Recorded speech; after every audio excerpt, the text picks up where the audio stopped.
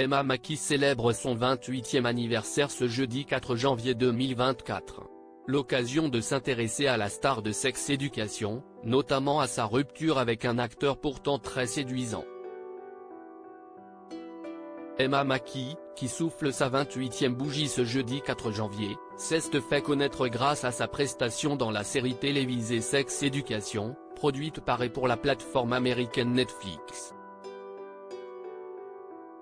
La belle brune s'est ensuite faite remarquer dans le film Eiffel, formant alors un sublime duo avec Romain Duris. Et plus récemment encore, elle donnait la réplique à Margot Robbie dans Barbie. Mais aujourd'hui, si est sa vie amoureuse que nous analysons. En janvier 2020, on apprenait qu'elle se séparait de Dan Whitlam. Un acteur anglais pourtant très séduisant.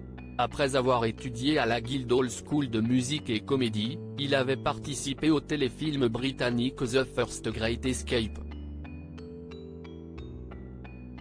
Il est également passionné par le théâtre, et monte régulièrement sur les planches. Sans oublier qu'il s'agit aussi d'un grand sportif, qui pratique du rugby, de l'équitation, et de la danse.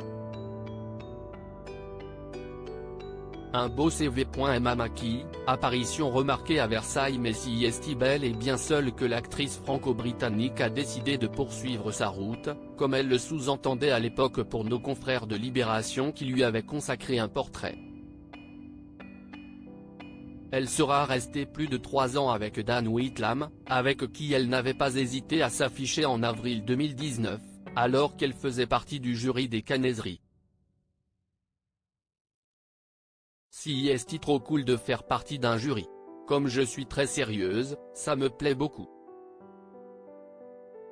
Si est une combinaison de plusieurs de mes passions, regarder des nouvelles séries, entendre différentes langues, j'adore apprendre des langues. Là, en 2 jours, j'ai entendu de l'hébreu, du norvégien et de l'allemand, et prendre des décisions.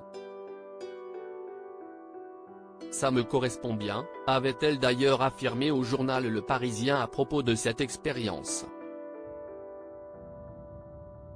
Pour rappel, la dernière apparition remarquée de l'actrice en date, c'était le 20 septembre dernier, à l'occasion de la venue de Charles III en France. Chewing-gum en bouche, elle avait été invitée au dîner d'État organisé par Emmanuel Macron au château de Versailles. Son arrivée n'avait pas fait l'unanimité.